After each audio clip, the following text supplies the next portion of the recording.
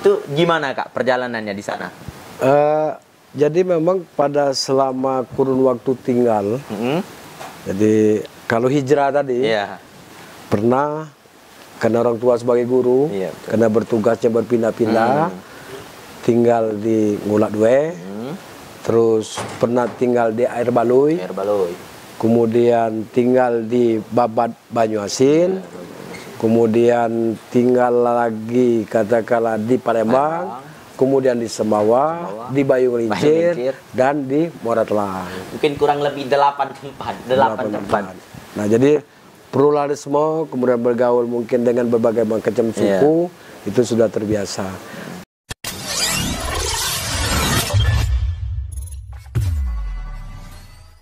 Assalamualaikum warahmatullahi wabarakatuh. Halo teman-teman blogers, kembali lagi dengan kita di Blog 29C Production yang tentunya berani bicara beda. Hari ini tentunya kita menghadirkan sosok yang inspiratif dan tentunya orang yang berpengaruh di Kabupaten Banyuasin. Siapa lagi kalau bukan kakak kita, Kak Senen, selaku Sekda Kabupaten Banyuasin, yang mungkin lebih akrab disapa kalau di kantor informasinya Goyong Senen. Nah, untuk itu, untuk informasi tentang beliau hari ini, untuk kawan-kawan yang lagi santai, yang lagi ngobrol penting atau hal-hal santai di rumah, hari ini kita mendengarkan kisah inspiratif dari beliau. Oke, Assalamualaikum Kak. Waalaikumsalam. Apa kabar Kak? Baik, Alhamdulillah. Allah geringki. Iya. Kenapa saya ngomong apa kabar? Karena background beliau ada orang Musi Banyuasin, Wang Sekayu. Nah, oke. Tentu hari ini kita akan berbincang lebih lanjut ya tentang Kak Senen. Mungkin Kak Senen Kak aku manggil biar lebih akrab dan lebih abdol. Yang paling pasti biar terlihat lebih muda. Itu. Oke Kak. Hari ini mungkin giatnya untuk hari ini apa Kak? Selain dari podcast dengan kita?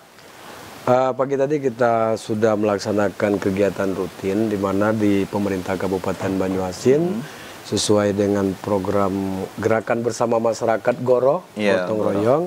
Maka tadi diawali dengan kita mencari keringan, yaitu melaksanakan gotong royong bersama pegawai negeri yang ada di Kabupaten Banyuasin. Sepanjang jalan lintas dari Kaliurang Kuning ke Setrio. Itu adalah dilaksanakan setiap rutin, setiap hari. Kemudian selesai di situ, sebagaimana biasa kita melaksanakan tugas rutin.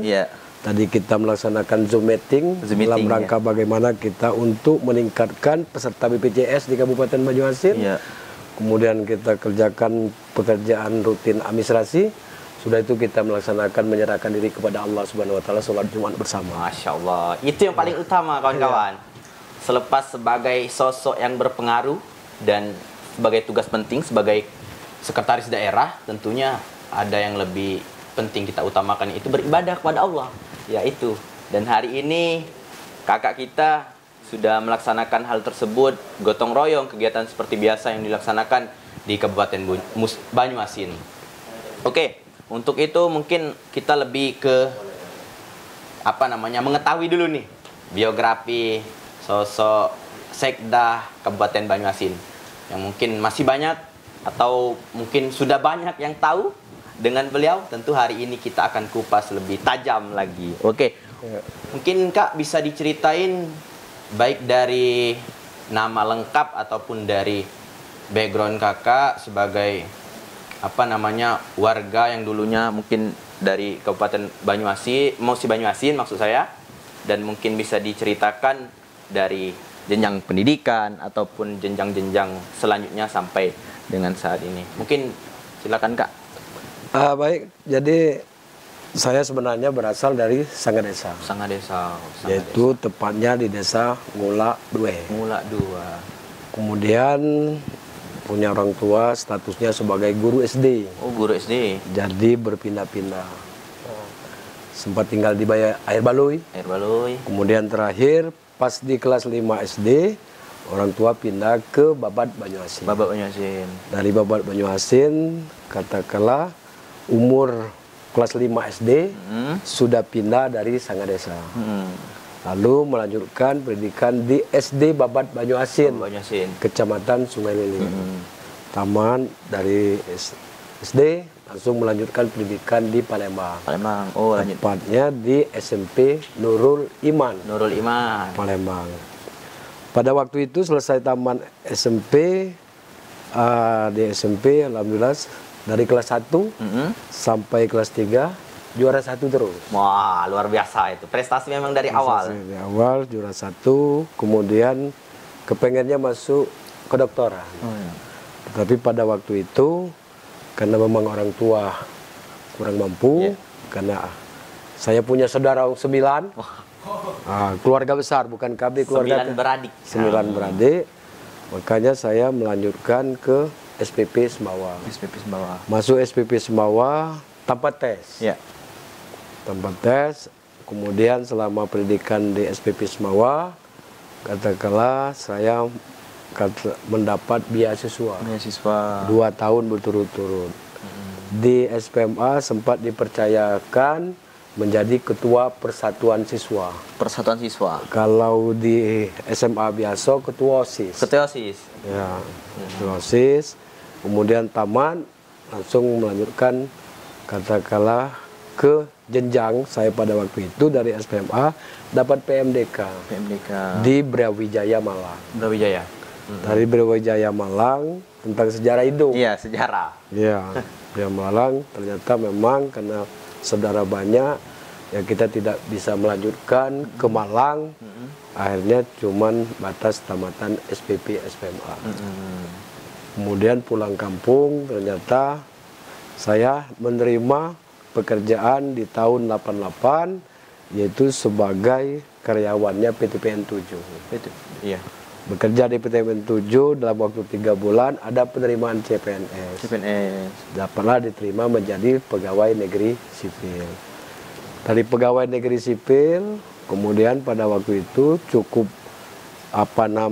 punya tantangan.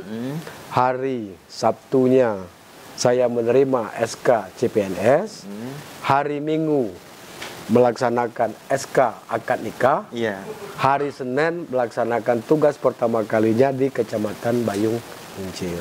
Wow, dimudahkan. Ya, dimudahkan seluruh. Dimudahkan semua. Jadi pada waktu itu dapat 3 SK. 3 SK CPNS, SK akad nikah, SK penugasan di Bayung Lincir. Bekerja di Bayung Lincir. Pada waktu itu karena memang gajinya cuma 44, bekerja secara tulus, ikhlas, lebih kurang 3 tahun. 3 tahun, pengennya saya melanjutkan pendidikan. Jadi ketika melihat kampus itu rasanya mau nangis. Maka pada waktu itu, oleh sebab itu pada waktu itu saya mencoba pindah dari Bayung Lincir selama 3 tahun, pindah ke Muara Telang. Dari Muara Telang, karena memang daerah perairan di Banyuasin. Jadi kalau berbicara masalah Banyuasin, saya bertugas di Banyuasin mulai katakanlah dari tahun 92. Dari tahun 92, tenaga pikiran diabdikan di Kabupaten Banyuasin. Tetapi pada saat itu di perairan, kerja di perairan, 2 tahun di sana, dipercayakan sebagai kepala desa Telang Jaya. Oh, sudah menjadi kepala desa berarti sebelumnya. Umur 28 tahun. Artinya kepala desa muda itu kan? Paling termuda. Waktu masih di Musi Banyuasin. Karena wilayahnya adalah masih Musi Banyuasin. Sembari dari situ saya sambil kuliah. Masuk Universitas Terbuka. Dari UT mengambil jurusan administrasi negara, kemudian saya bekerja sebagai kepala desa.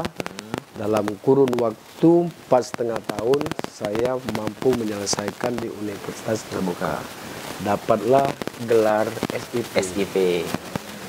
Sarjana Ilmu Politik. Pada waktu itu. Nah, di kurun selama di Muara Telang, saya juga sebagai kepala desa, kemudian juga menjabat sebagai Kepala Cabang Dinas Pertanian Kecamatan Banyuasin 2, Muara Telang. Jadi berkiprah di pertanian hampir 9 tahun di wilayah perairan. Jadi ada program ketahanan pangan, ada bagaimana meningkatkan produksi di daerah pasang surut, ahlinya. Iya, iya. Belajar dari pengalaman. Belajar dari pengalaman. Kemudian selesai dari katakanlah di Muara Telang, pada waktu itu sekitar tahun 2000, saya dari golongan 2A bekerjanya. Pada waktu itu gaji 44.000. Ya. Kemudian berkiprah di golongan 2C, langsung penyesuaian kena S1 ke 3A.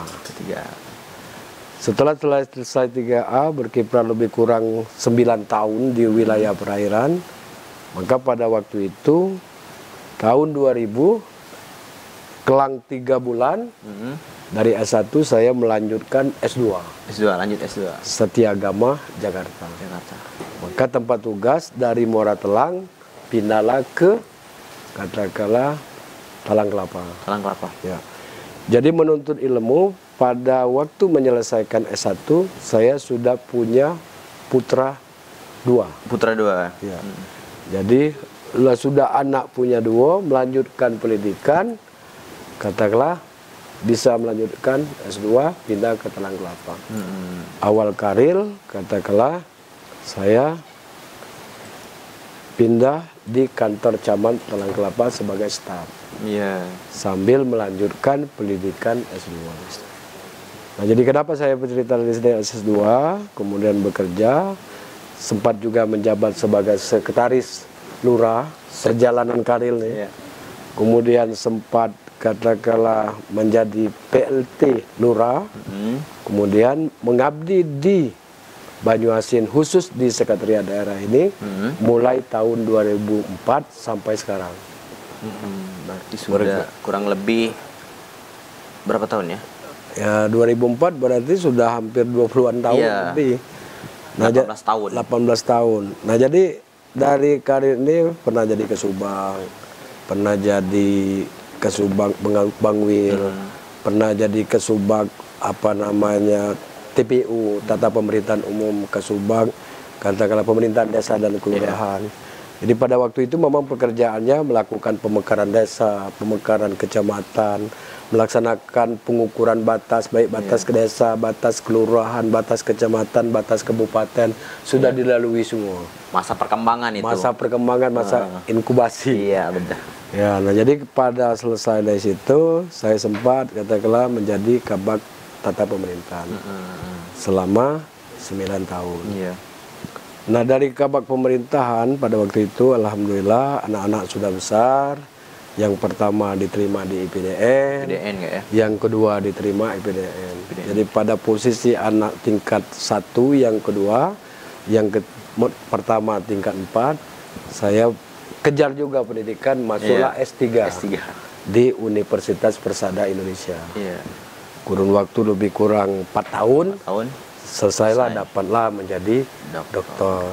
Jadi secara nama lengkapnya Dr. Haji Muhammad Senenhar, SIP, MSI. Masya Allah. Alhamdulillah, katakanlah Allah memberi kesempatan pada tahun 2013 berangkat haji.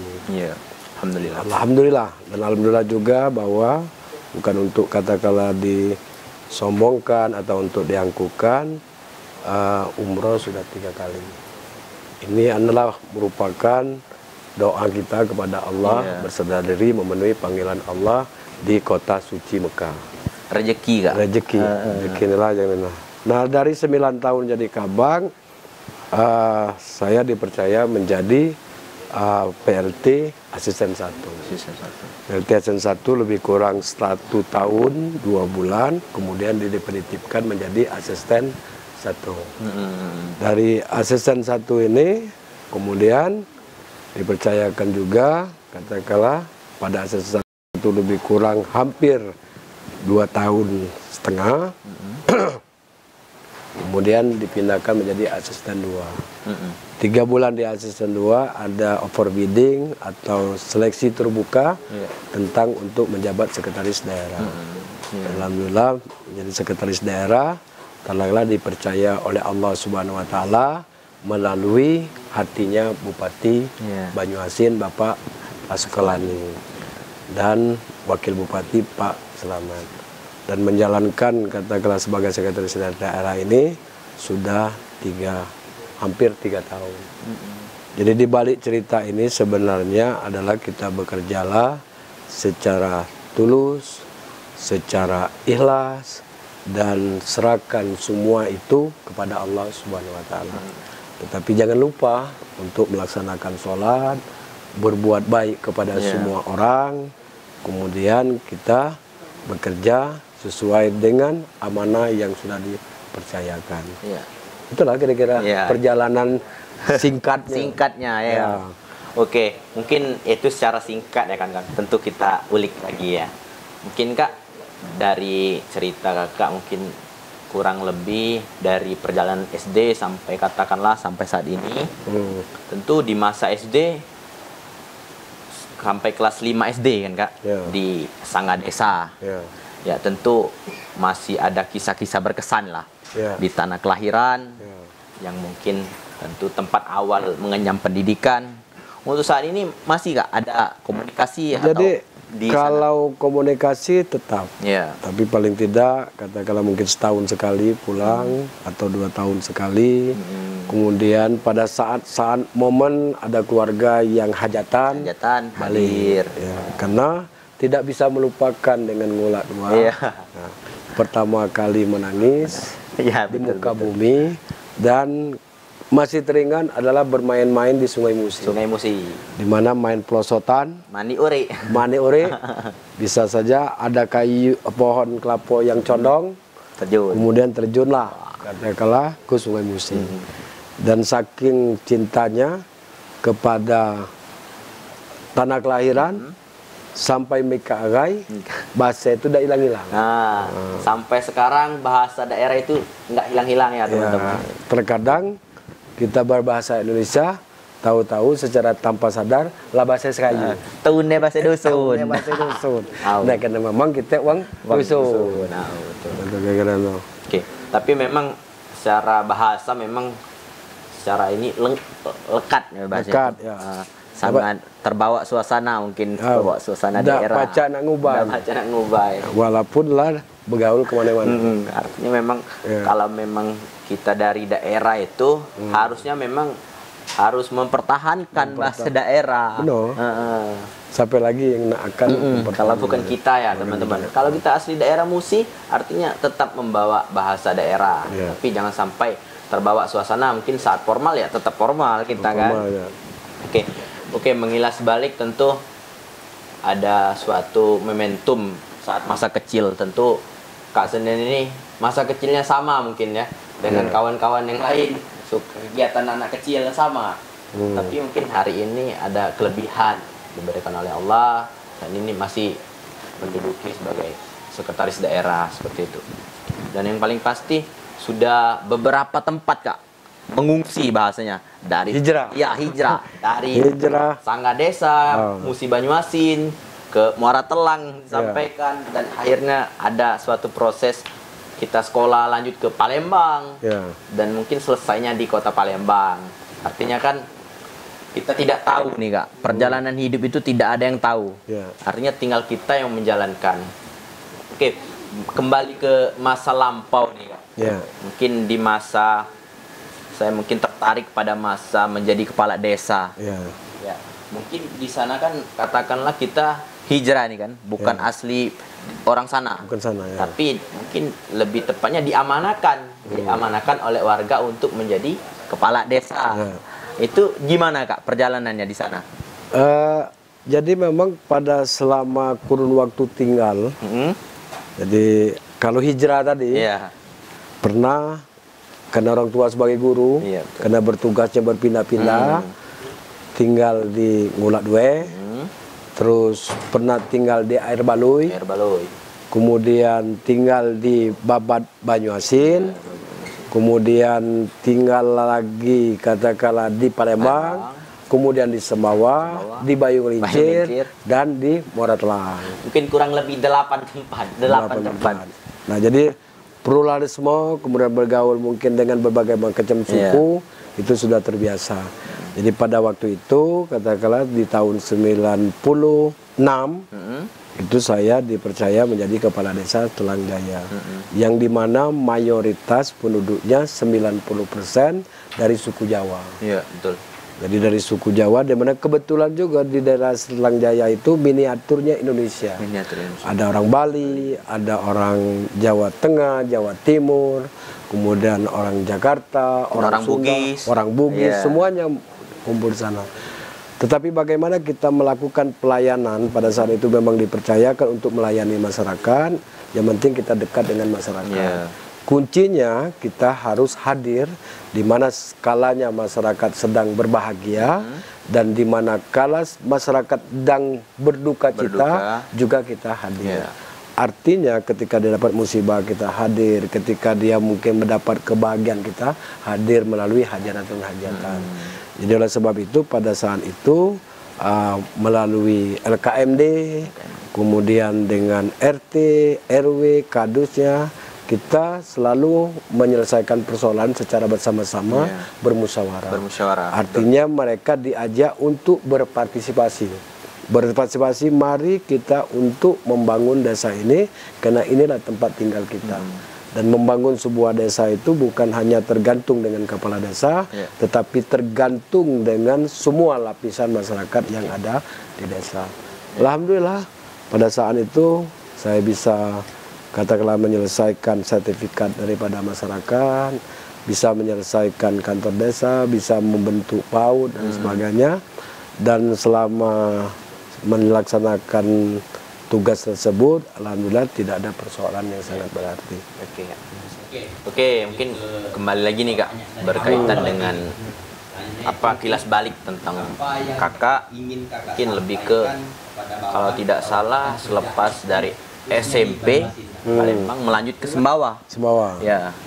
SPP ya? SPP SPMA. Sekolah pertanian ya Kak? Sekolah pertanian. Kalau kami galak itu SPMA itu salah perserian Merasa Angon. Salah perserian Merasa Angon.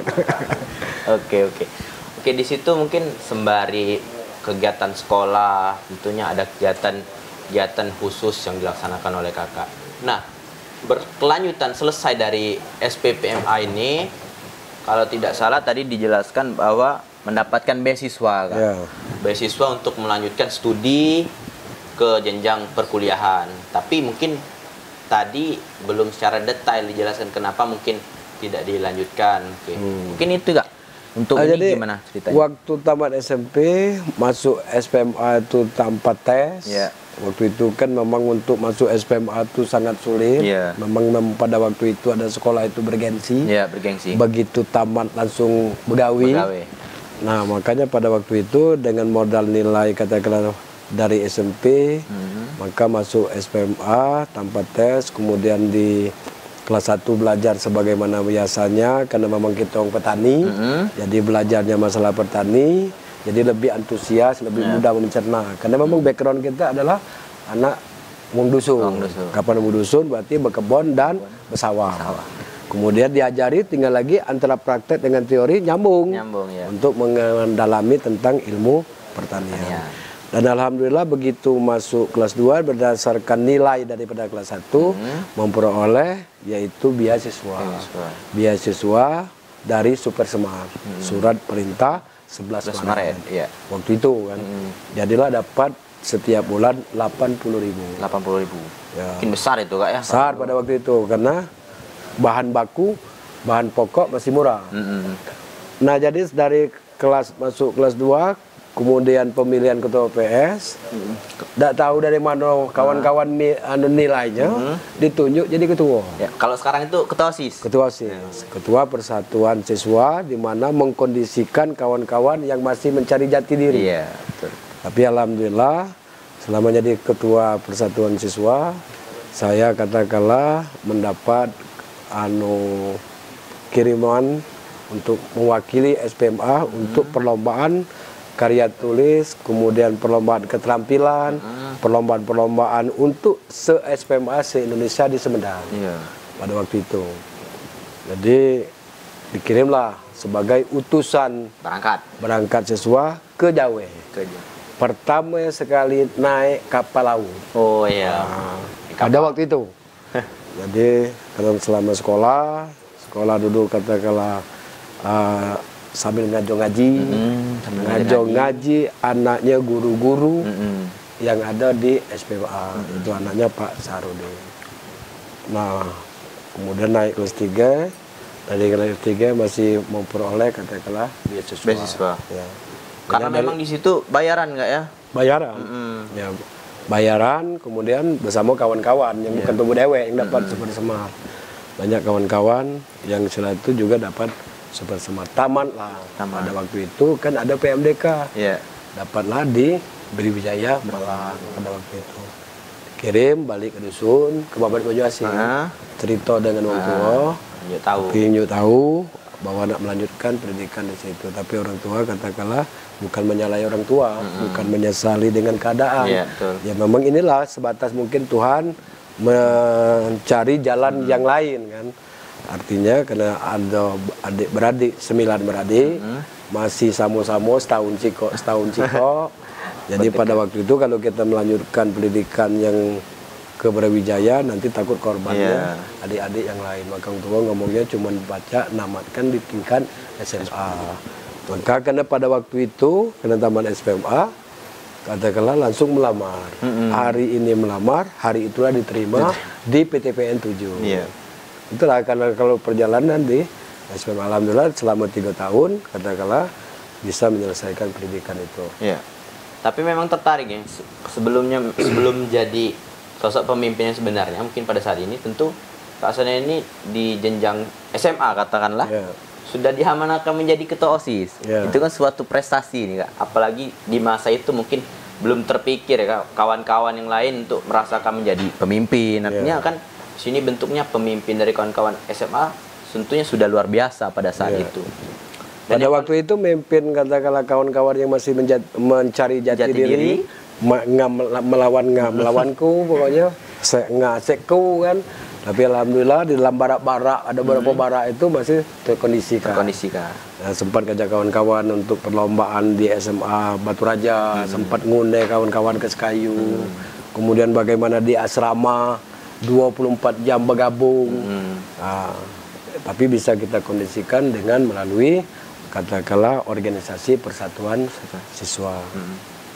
Tapi kalau soal organisasi sebenarnya di Muara Telang sebelum katakanlah menjabat Kades ya pernah jadi ketua KNPI. KNPI Kak ya? KNPI kecamatan itu? Ya, ketua Karang Taruna.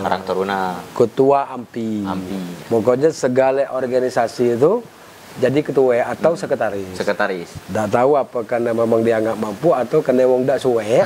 Jadi nunjuk tubuh itulah. Aku pikir memang karena kemampuan ya, kawan-kawan. Tentu tidak mungkin seorang itu ditunjuk kalau tidak ada kemampuan seperti itu, Kak. Nah, dulu sebenarnya di tahun 98 itu pernah juga menjabat sebagai Komcam.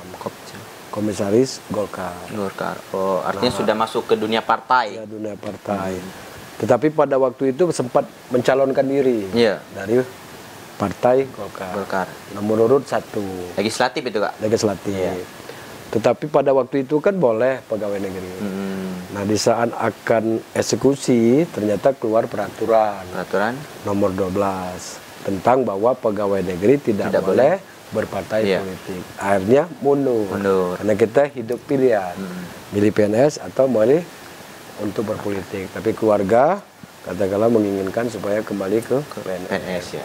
Nah maka dari itulah untuk jadi PNS kita harus menyiapkan diri dari segi kompetensi, kemudian dari segi pendidikan. Maka pada waktu itu adalah jor-joran kita mencari untuk melanjutkan pendidikan. Alhamdulillah Allah meridhoi katakanlah berkat dukungan istri, dukungan anak, dukungan orang tua, dukungan kawan-kawan, alhamdulillah berjalan bisa menyelesaikan S1, kemudian langsung lanjut S2, langsung bisa menyelesaikan S3. Alhamdulillah. Mudah-mudahan, dan saat ini di samping jadi sekretaris daerah ini, di sela-sela waktu Sabtu Minggu ikut ngajar di Setia Aprim sebagai dosen. Dosen nggak ya? Dosennya S2 di Anu Aprim. Ya, artinya memang dari selain kesibukan sebagai kepala sekretaris daerah, ini tentu kakak ada kesibukan lain sebagai dosen ya kak ya, di S2 pasca sarjana. Itu kalau boleh tahu kak, di pengajaran mengajar di bidang apa kak? Kalau untuk S2 ini mata kuliah misalnya keorganisasian, manajemen ekonomi kan. Jadi memang mata kuliah yang mengenai katakanlah kepemerintahan, masalah keorganisasian. Dan setiap Sabtu terkadang kapan ini kita pakai daring. Pakai daring. Lagi posisi sekarang nggak ya? Ya, sibuk kan. Nah, inilah yang katanya proses belajar mengajar mengenai daring untuk mencegah daripada COVID-19 ini. Oke, mungkin aku lebih mengulang kembali kak, flashback cerita tentang Kades tadi. Ya, mungkin lepas dari sosok kakak yang mungkin pada saat itu sudah memiliki jiwa kepemimpinan, tentunya ada dorongan dari warga kan, seperti itu. Mungkin kita ketahui sendiri di sana itu bercampur, katakanlah miniatur, kata kakak tadi, miniatur dari Indonesia. Artinya ada kepercayaan lebih terhadap kakak. Nah, mungkin di situ semasa menjabat sebagai kepala desa kak, kira-kira hal-hal yang mungkin dilaksanakan di sana biar menjaga kerukunan itu seperti apa kak?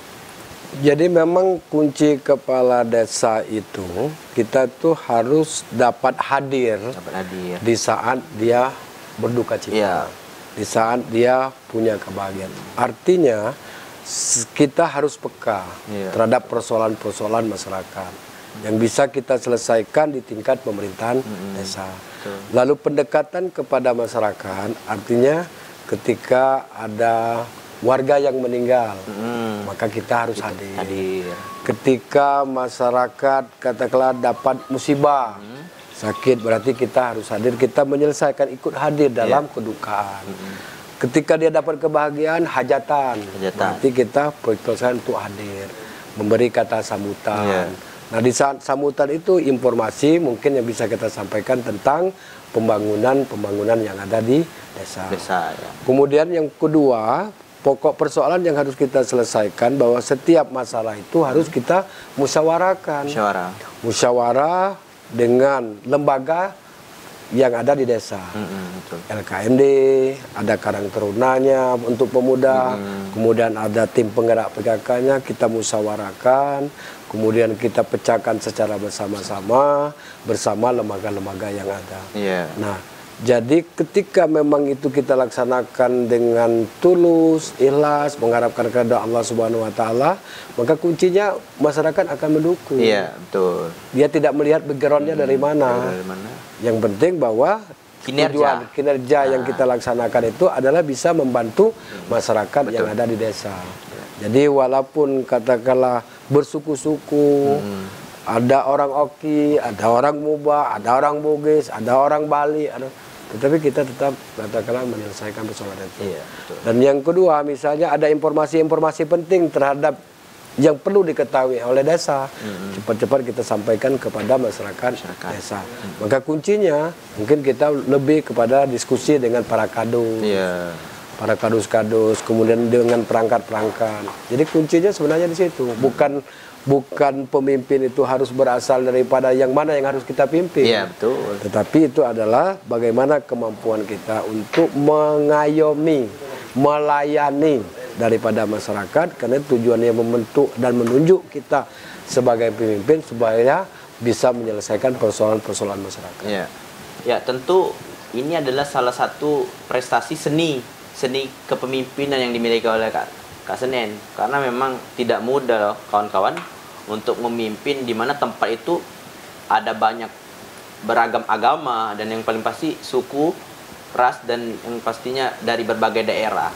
Oke, mungkin di sela waktu itu tentu ada pemikiran lanjut untuk ke jenjang pekerjaan yang lebih Kak ya. Di Ya. saat menjadi kepala desa.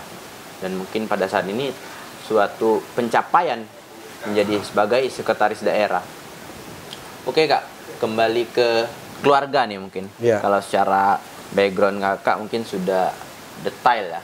Tapi untuk keluarga, Kakak dulu orang tua berasalnya dari mana Kak? Dari Dari desa Ngula. Ngula tuh lah. Dari Ngula, dari kalau soal background orang tua kan, dari Ngula sangat desa, memang semuanya dari Ngula. Kemudian ketika katakanlah punya saudara 9, bayangkan punya Iya. saudara 9 itu sudah merupakan seni juga. Kan? Iya, iya. Seni bagaimana berkeluarga dengan keluarga yang besar. Betul. Nah maka tahun 89 tamat sekolah tahun 88, 89 lah kawin. Oh, Lah berkeluarga, alhamdulillah sampai sekarang dikaruniai anak katakanlah 3 orang. 3 orang. Dari 3 orang ini katakanlah dengan anak ini yang pertama tamatan IPDN. PDN Kak ya. Yang kedua tamatan IPDN dan yang ketiga katakanlah apa namanya masih kuliah Kuliah. di Unsri. Di Unsri. Mungkin. Nah, dua-duanya anak ini sudah berkeluarga. Keluarga. Oh iya. Alhamdulillah dapat jodoh katakanlah dari IPDN IPDN. juga. Jadi 4 IPDN memang. Cucung lah 2. Dan semuanya itu katakanlah memang ya yang kita ajarkan selalu untuk dekat kepada Allah. Karena segala sesuatu hidup ini adalah Allah lah yang mengatur kita. Iya. Kita hanya diberikan oleh Allah untuk ikhtiar, Iya. berusaha. Selama juang tu duit, doa, usaha, ikhtiar, takwa, baru duit. Nah, kira-kira kan? Betul. Nah, dari duit inilah bisa belanja, bisa kita kontak dengan Allah Subhanahu wa taala. Mempermudah kita minta doa. Doa itu harus diiringi dengan usaha. Usaha itu harus diiringi dengan ikhtiar. Ikhtiar itu kita dekat dengan Allah, takwa. Maka semua itu dapat dijalankan dengan mudah. Maka kuncinya adalah kita selalu dekat dengan Allah. Maka kalau kita bekerja, bekerjalah secara tulus, ikhlas, kemudian hasilnya serahkan kepada Allah Subhanahu wa taala. Maka ITQ, ikhtiar, kemudian kita tawakal, serahkan kepada Allah, kemudian apapun keputusannya, Q, qanaah. Ikhtiar, tawakal, qanaah. Diiringi dengan duit. Ya, duit tadi. Ya. Duit tadi doa, usaha, ikhtiar, takwa. Tapi kalau duitnya untuk kita menuju ke akhirat. Kalau duitnya katakanlah untuk dunia, ya ada yang abang, ada yang hijau. Iya. Oke Kak. Mungkin untuk sosok seorang istri yang paling pasti sosok seorang istri ini yang paling katakanlah tuh doa istri itu adalah doa yang paling baik katakanlah.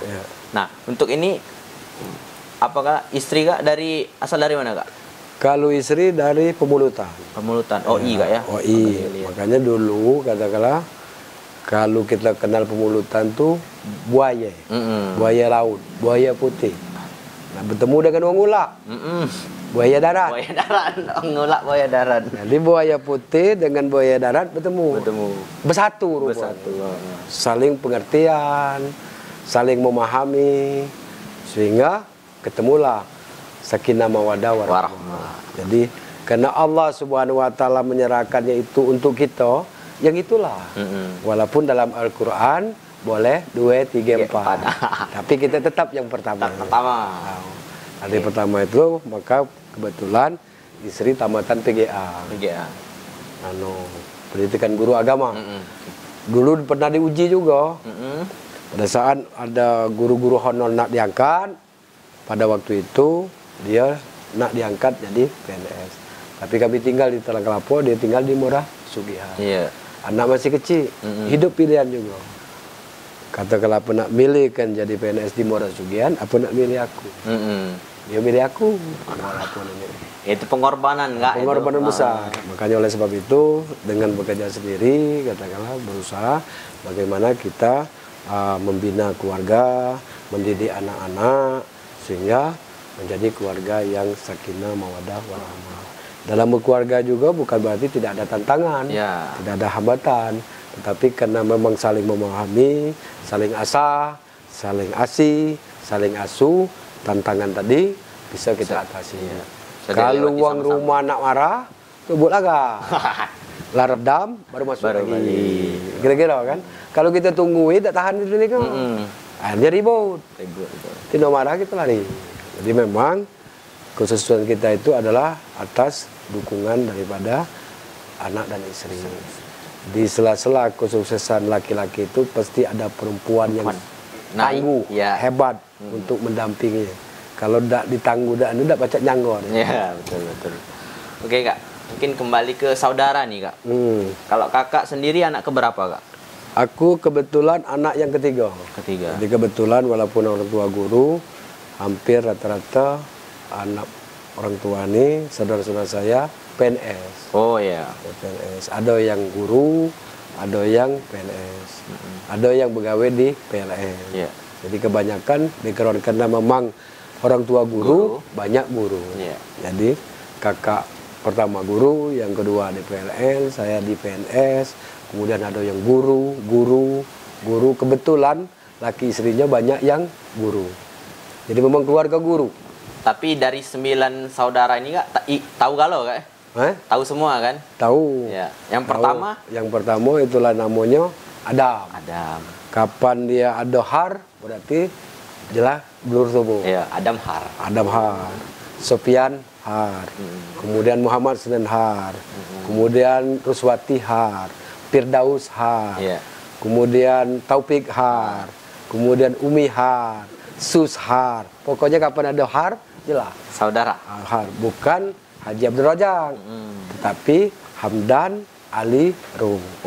Jadi itu dari nama orang tua, kan ya? Senen anak Hamdan, Hamdan anak Ali, Ali anak Rum. Itu berarti nasab dari keluarga. Ya, Har tadi, Pak. Tapi bukan yang sugi yang India itu. Adalah yang sederhana. Oke. Mungkin ada pertanyaan ini dari, ya boleh dibuka dulu. Mungkin bagaimana sosok kakak ini menerapkan kepemimpinan yang tegas, Kak? Karena mungkin informasinya ini, kakak ini dari berita-berita yang masuk, kakak ini tegas. Nah, artinya tegas ini kalau dari kakak pribadi, tegas itu seperti apa? Sebenarnya kita tegas itu dalam aturan. Nah, jadi walaupun berkarir dari Kades, berawal katakanlah dari masa saya mimpin Persatuan Siswa. Kades, kepala cabang dinas pertanian, kabag tabung. Tegas ini adalah kita ini adalah melayani masyarakat. Kalau kita melayani masyarakat, pasti ada persoalan. Yang kita laksanakan adalah regulasi. Nah, regulasi inilah yang kita sesuaikan dengan aturan. Jadi tegas di situ. Kalau memang sudah aturan sebenarnya itu, maka tegasnya harus di situ. Betul. Apalagi 9 tahun menjadi kabag tapung, menyelesaikan konflik persoalan lahan. Kalau kita tidak tegas dalam melaksanakan sesuai dengan regulasi yang ada, maka tidak bisa kita selesaikan. Menyelesaikan pada waktu itu, menyelesaikan masalah konflik pilkades. Kita harus tegas dengan aturan. Kalau tidak, kan persoalannya berlarut-larut. Itu yang pertama. Dan kemudian ketegasan itu kita haruskan sebagai pemimpin, kita harus memberikan panutan, suri tauladan, contoh. Ketika kita ingin mengharapkan katakanlah anak buah disiplin, kita juga dulu harus disiplin. Kita memberi contoh. Terhadap pakaian juga. Kita mengharapkan supaya dia memakai atribut yang lengkap. Kita sendiri tidak lengkap. Makanya pakaian juga harus lengkap. Pakaian apa? Sebagai tanda kita harus ada pen ini, harus ada nama. Nama ini sederhana, tetapi ini membuatkan keakraban, mudah silaturahmi. Orang tidak bingung. Mudah diingat. Karena melihat di dada saja sudah tahu namanya. Jadi tegas di sana adalah bagaimana kita melaksanakan secara aturan. Tetapi tegas bukan berarti tidak fleksibel. Tetap kita fleksibel. Jadi artinya ketika memang kita sesuai dengan aturan, ya karena memang kita sebagai pemimpin teratas tentunya banyak hal-hal yang harus kita kita contohkan. Jadi yang terpenting adalah kita memberikan panutan, suri taudan dan contoh. Ya, betul.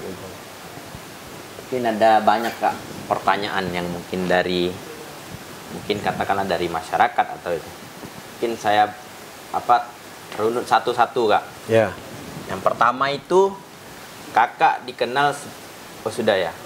Yang kedua mungkin apa kiat-kiat sukses Kakak yang mulai dari bangun tidur sampai tidur lagi. Artinya kehidupan Kakak dari keseharian Kak, dari tidur sampai ke tidur lagi untuk menjadi sosok yang sukses. Ini sebenarnya adalah yang pertama kita harus dekat dengan Allah. Dekat dengan Allah. Kunci utama itu kita jangan lupa untuk melaksanakan sholat 5 waktu. Sholat 5 waktu. Jadi kalau kita dalam proses belajar siswa yang dekat kepada Allah pasti sukses. Itu kunci pertamanya. Jadi kesuksesan itu adalah dekat kepada Allah. Kembali kenapa saya waktu SMP di SMP juara 1 nomor 1. Saya punya buku 5, buku 3, buku catatan, buku rangkuman, buku pertanyaan. Jadi bertanya sendiri, jawab sendiri. Jadi memang perlunya adalah kita dekat kepada Allah, kemudian rajin, dan percayalah segala sesuatu Allah lah yang sudah mengaturkan.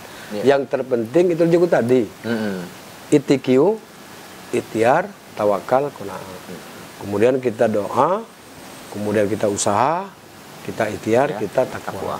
Itulah kuncinya. Nah kemudian kita harus katakanlah punya pergaulan. Iya betul. Banyak pergaulan, dekat dengan kawan, dan kita tanamkan dalam diri kita tidak suuzon dengan orang. Iya. Berpikirlah positive thinking, bukan berpikir negatif thinking. Jadi tidak menyiksakan hati. Iya. Betul. Kalau positif dengan orang pasti hasilnya positif. Karena apapun yang kita lakukan, hal yang baik akan kembalinya baik. Kita melakukan yang buruk, kembalinya buruk. Jadi kuncinya di sana. Maka kembali kan kita yang penting sebagai PNS.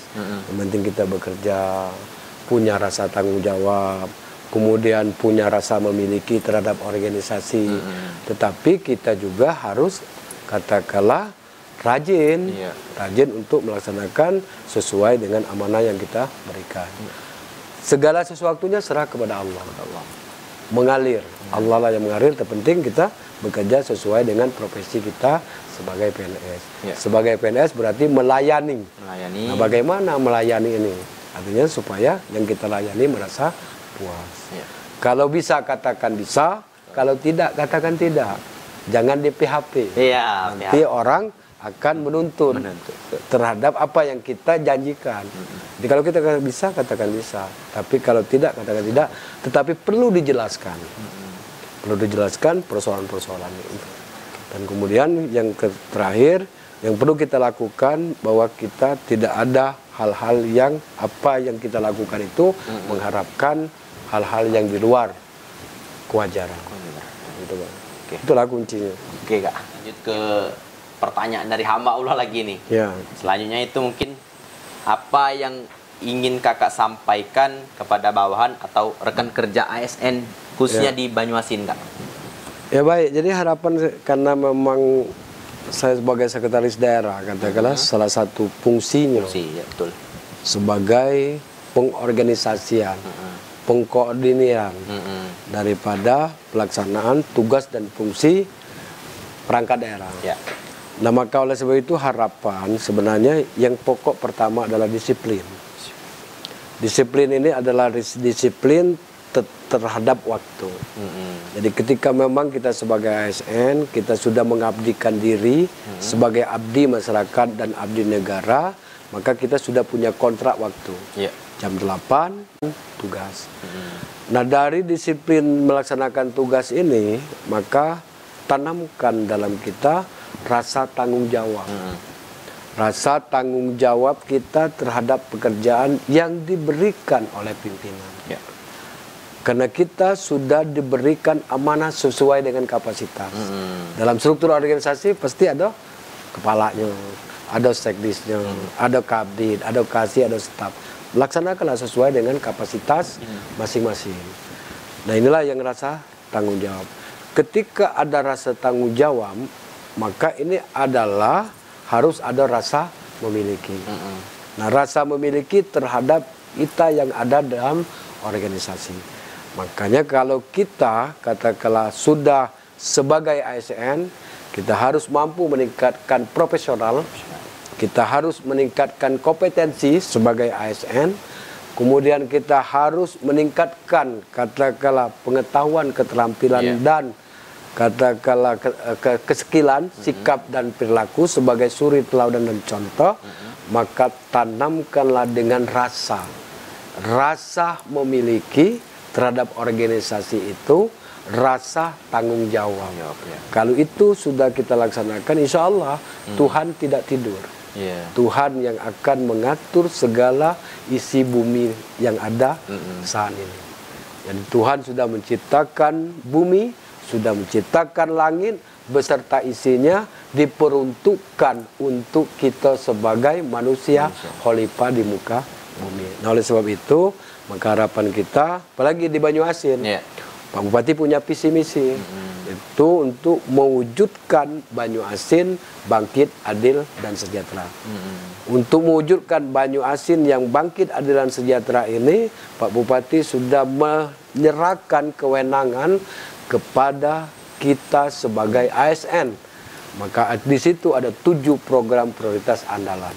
Di situ ada 12 gerakan yang kesemuanya itu adalah untuk keadilan dan kesejahteraan masyarakat, dan semuanya sudah dibebankan kepada ASN sesuai dengan tugas dan fungsinya. Di kewenangan urusan, artinya kalau urusan perkebunan dan peternakan, itu semua pasukannya ada di Dinas Perkebunan dan Peternakan. Urusan perikanan diserahkan pasukannya melalui lembaga, yaitu Dinas Perikanan. Kalau semua itu kita sadari, insya Allah untuk kita mewujudkan Banyuasin bangkit, adil, dan sejahtera, visi misi Bupati tadi bisa tercapai. Itulah kuncinya. Iya. Oke, terakhir nih Kak, mungkin pertanyaannya lagi itu program unggulan nih Kak, program unggulan yang dimiliki oleh Kabupaten Banyuasin. Apa Kak itu? Seperti saya katakan tadi, kalau saya mengistilahkan selalu apa yang menjadi visi misinya Pak Bupati dan Wakil Bupati, dan memang saya dipercaya sebagai sekretaris daerah, sebagai koordinatornya untuk mewujudkan daripada visi misi tersebut. Satu itu adalah Banyuasin bangkit, adil, sejahtera. Bangkit itu Pak Bupati mengistilahkan dari duduk berdiri, berdiri, berjalan, berjalan, berlari, berlari, terbang. Itu secara harfiahnya kata bangkit. Tetapi bangkit di sini makna itu adalah singkatan. B-nya berdasar saing, kemudian A-nya aman, N-nya nyaman, G-nya guyup, K-nya kreatif, I-nya inovatif, T-nya takwa. Maka bagaimana Bupati menyerahkan kepada seluruh aparatur, seluruh masyarakat bersama-sama, saling bahu-bahu bekerja sama untuk mewujudkan Banyuasin yang berdaya saing, aman, nyaman, guyup, kreatif, inovatif, dan takwa. Guna menuju keadilan dan kesejahteraan. Maka itu harus dicapai melalui 7 program andalan beliau. Program Banyuasin cerdas, Banyuasin sehat, Banyuasin religius, infrastruktur bagus, petani bangkit, kemudian pemerintahan terbuka. Jadi 7 program itulah yang merupakan yang harus diwujudkan dalam rangka mewujudkan Banyuasin bangkit, adil, dan sejahtera. Itu secara program yang dilaksanakan oleh perangkat-perangkat daerah yang ada di Kabupaten Banyuasin. Lalu kita ajak partisipasi masyarakat. Maka Bupati sudah meluncurkan 12 gerakan bersama masyarakat. Maka kita kenal G12. Gerakan 12. Gerakan 12. Lalu program Banyuasin cerdas. Banyuasin cerdas, maka kita gerakkan kepada masyarakat melalui gerakan Simanis. Siswa membaca dan menulis. Siswa membaca dan menulis, Simanis. Simanis. Maka ada lagi Banyuasin sehat.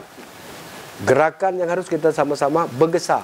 Begesa. Begesa itu beragam edukasi kesadaran masyarakat hidup sehat. Di dalamnya ada 7 inovasi. Bagaimana istilah itu untuk meningkatkan kesehatan masyarakat. Maka dari Banyu Asin sehat, Banyu Asin cerdas, ada misinya. Untuk mewujudkan daripada visi, misi. Misinya adalah meningkatkan sumber daya manusia yang berdaya saing tinggi melalui pendidikan dan kesehatan.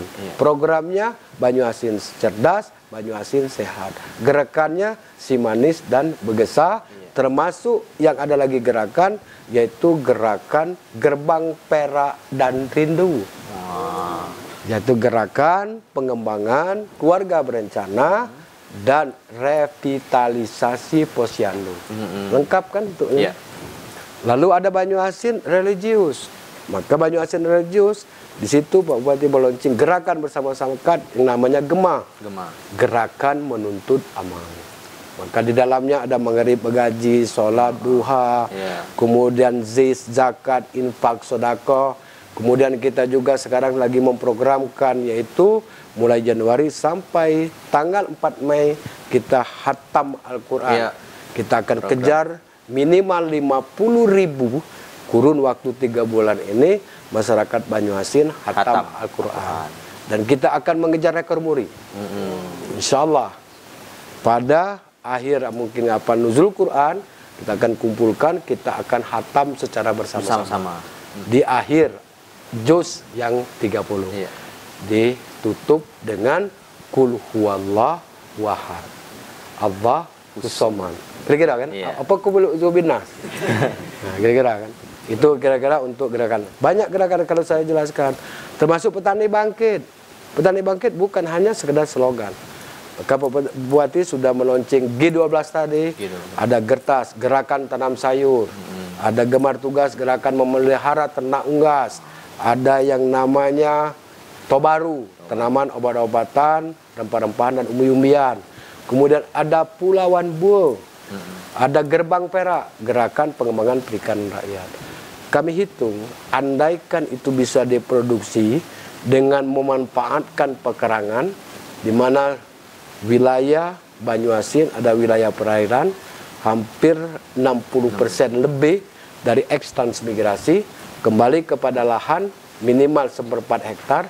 Kalau pekarangan, optimalisasi lahan pekarangan dioptimalkan, maka dari 12 gerakan itu bisa mencapai menghemat pengeluaran masyarakat lebih kurang 4,4 triliun. Kalau itu kita hematkan. Maka Pak Bupati mengarahkan kepada kami, mengharapkan agar ini bisa dibumingkan, maka kita akan merubah mindset. Di mana selama ini dengan era yang modernisasi seperti ini, orang ke pasar bawa duit. Kembali bawa sayur, bawa ikan, bawa daging. Sekarang kita robah. Dari rumah membawa sayur, bawa ikan, bawa daging, kemudian ke pasar, pulangnya bawa uang. Inilah yang kita akan manfaatkan. Sekarang kalau seandainya di wilayah perkotaan, di wilayah perkotaan kita memanfaatkan yaitu pekarangan. Gertas bisa kita buat hidrolik, hidroponik. Kemudian Gerbang Perak bisa menggunakan ember. Kemudian Gemar Tugas, gerakan memelihara ternak unggas, ya buat kandang yang kecilnya. Yang penting untuk kebutuhan keluarga. Pokok pertama. Kalau dia ada mau bisnis, berarti pengembangan lebih besar. Inilah kalau seandainya di 12 gerakan ini dilaksanakan oleh masyarakat melalui mungkin motivasi, dorongan, kemudian sosialisasi oleh kawan-kawan ASN, baik dalam hal kepala desa yang ada di tingkat kecamatan, ke tingkat kelurahan, tingkat desa, ini bisa membuming untuk menekan pengeluaran angka pengeluaran rumah tangga. Dan ini tentunya nanti akan berkontribusi terhadap penurunan angka kemiskinan. Dan hal ini terbukti di tahun 2021 kita menurunkan angka kemiskinan 0,5 lebih. Di tahun 2001 saja. Makanya untuk menurunkan angka kemiskinan. Angka stunting dengan Begesa tadi bisa turun. Karena beragam edukasi melalui bagaimana baru tanaman obat-obatan. Jahe ditumbuk bisa jadi minum. Konyen ditumbuk, kemudian disaripati, koneng-koneng itu diminum, minimal memperlancar bagi orang yang sudah lahir. Iya, betul. Melahirkan. Minum ayo konyen. Ayo konyen. Pasti banyak program dari Kabupaten Banyuasin. Tentunya tinggal bagaimana sinergi antara masyarakat dan pemerintah. Iya, pasti bentuknya dorongan harus dari masyarakat tentunya membantu untuk merealisasikan program-program yang telah ditaruhkan oleh pihak pemerintahan Kabupaten Banyuasin. Iya. Oke, mungkin lanjut Kak mungkin lebih ke harapan nih Kak. Iya. Secara pribadi, mungkin apa harapan Kakak secara pribadi baik dari dunia pekerjaan maupun dari keluarga? Ya, harapan sebenarnya hidup ini adalah proses. Maka harapan akhirnya husnul khotimah. Itu aja. Jadi harapan hidup sama ini itu husnul khotimah. Singkatnya harapan terakhir itu husnul khotimah. Iya, apapun yang kita kerjakan cerita dari awal tadi mulai dari Sangga Desa Dur sampai ke Pangkalan Balai ini adalah husnul khotimah. Inilah proses dalam hidup, harapan ke depan. Kalau secara yang lain-lain, artinya kita berusaha, mudah-mudahan selama melaksanakan tugas ini, Allah Subhanahu Wa Taala senantiasa memberikan barokah, hidayah dan ridhonya kepada semua lapisan masyarakat dalam rangka untuk mewujudkan Banyuasin bangkit, adil dan sejahtera. Selebihnya, kedepannya, selain memang tujuan akhir husnul khotimah di muka bumi ini adalah kita serahkan kepada Allah. Yang penting kita bekerja secara tulus dan ikhlas sesuai dengan amanah yang sudah diberikan saat ini. Oke. Mungkin terakhir nih Kak, harapan pribadi terhadap Kabupaten Banyuasin.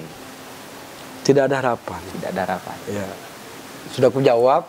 Yang penting kita bekerja secara tulus, ikhlas, katakanlah selebihnya serahkan kepada Allah.